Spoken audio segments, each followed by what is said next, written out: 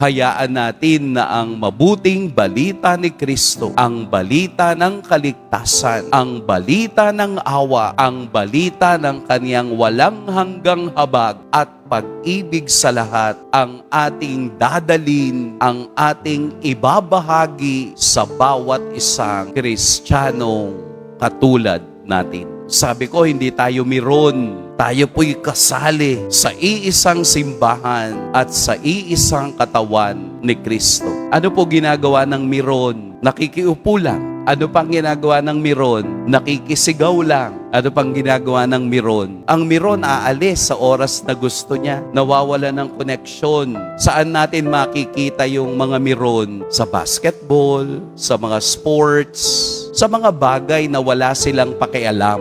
Kaya akala nila ang pagiging Kristiyano ay pagiging miron lang. Hindi. Ang Kristiyano ay pagiging kabahagi sa simbahan ni Kristo. At ito yung ating iuuwi. Ito ang ating isa sa buhay. Ako pala'y mahalaga sa paningin ng Diyos dahil nang ako'y binyagan, ako'y tinawag na magpahayag ng kaniyang mabuting balita. At palagi nating dadalhin ang pagiging mabuti kaysa pagiging tama. Pagpalain tayo ng poong may kapal.